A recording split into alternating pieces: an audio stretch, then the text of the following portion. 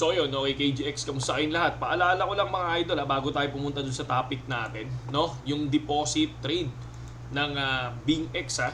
So dito, ang di-deposit ka lang, meron ka ng 50 USDT bonus mga idol, no? Pwede nyo gamitin sa trading yan.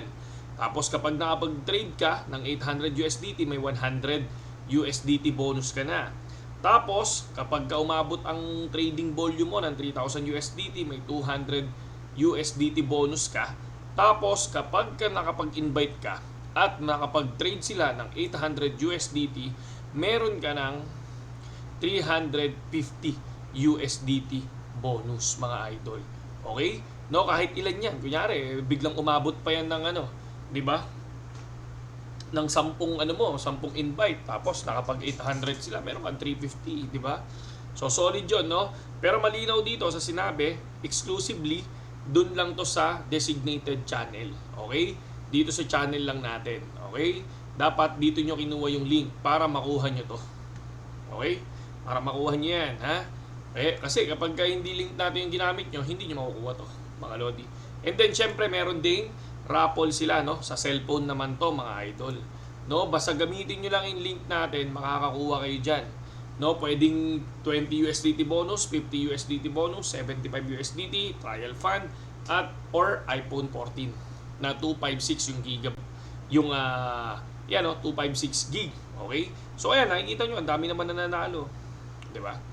Yan yung natin, yan yung binibigay sa atin ngayon ni BitGet para sa mga natin, no? Sa mga subscribers natin at sa mga papasok kay BitGet. Okay? So, yun lang gamitin nyo yung link natin. Ito, ilalagay ko to sa description. Ito yung gamitin yung pang-register para at least kasali kayo dyan at makakapag-draw kayo dyan. Sayang, di ba? Sayang yung libreng yung libreng pagtitrade, di ba? Kasi yung iba, gagastos pa ng ganito tapos magtitrade sila. Talo. Dito, una, trial fund na ibibigay sa inyo, bonus. So, ibig sabihin, pwede nyong gamitin. Maubos man yan, wala kayong talo. Pag nag-profit yan, panalo kayo. Diba? So, yun lang yun. And then, punta tayo sa news natin. Ito, nakita ko lang kay Seth. Sabi nyo, get ready for the biggest crypto bull run ever in terms of liquidity added. Kasi, syempre, ang BlackRock nga di ba? Kasi, ito yung pinaka, sabi niya, King of Asset Management is about to launch spot Bitcoin ETF.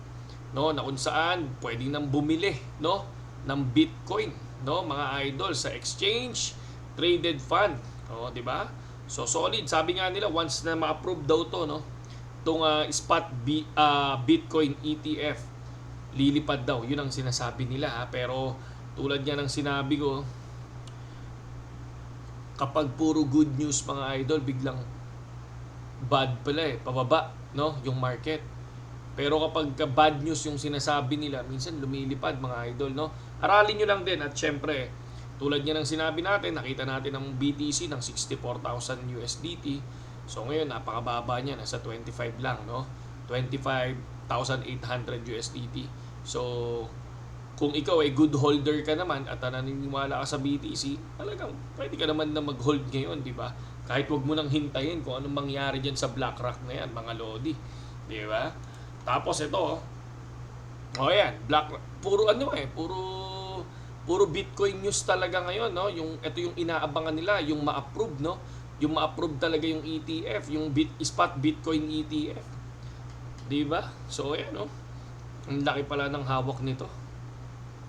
26 trillion, 19 trillion, BlackRock 9.3 trillion. So nasa 34% pala, no? Grabe. So ayan, sabi nila, no, pag daw na-accept, pwede daw lumipad ng ganyan yan. Pero huwag kayong magpadala, lagi nyo tatandaan. No, pero yung 25 USDT, maliit na yan. So pwede na mag-hold ako, para sa akin mag-hold na ako ng Bitcoin dyan. Hindi ko nahihintayin yan kasi baka mamaya biglang lumipad, risk talaga di ba? So saan ka ba pupunta? Sa lilipad o sa babagsak, di ba? Ako sa middle na. No, kumbaga parang syempre baka mamaya biglang ma-approve yan, biglang lumipad, iwan ako, di ba? Pero kapag ngayon pa lang bumili na ako, ayun, or mag-hold na ako, so bumaksak man o umangat pa yan, di ba? Kung naniniwala ka naman sa Bitcoin, ako naniniwala ako sa Bitcoin. No? Nakita ko yan talagang biglang lumipad. Ngayon, syempre, pababa, di ba? Nasa 25 USDT. So ako, nakita ko ng 64. Kaya hindi ko, pero hindi ko naman lubos maisip na biglang babagsak. Pero ako, nagsasabi lang ako, kumbaga hindi financial advice, mga lodi. Pero sa 25k USDT, mababa na yan, mga idol. So ayan, okay ito. So yung unang halving niya pala, 90, una, 31,000 yung inangat. Ngayon, 90, 30, tapos 7. Ano daw ngayon? Hindi natin masabi kung pababa ba yan o palipad na, di ba? Kasi dati, nakilala kasi ang crypto talaga nung Axie Infinity. Ngayon, natutunan na nila kung paano mag-crypto. Ngayon, syempre, pwedeng i-manipulate ng whales yan Pwedeng, okay, umaasa sila sa bull market. Ang gagawin ko, ito-trap ko. Pwedeng ganun No? And then, price, ito, sabi dito ng Coins Market Cap, kapag meron ka daw 1M USDT, anong meme coin daw ang bibilin mo? No? Ako, Dodge. Okay? Dodge. Hindi ko natitignan to. Basta Dodge coin ako. Kapag meme coin, no? Dodge coin tayo dyan, mga lodi. Okay. And then, sa kalendaryo naman natin, September 7. Subukan natin September 7.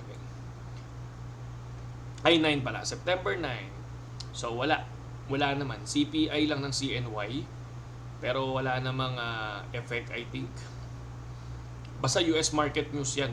May epekto talaga yan, mga idol.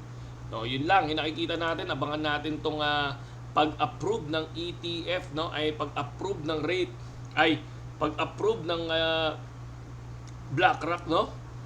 Sa spot Bitcoin ETF, mga lodi, mga idol, no?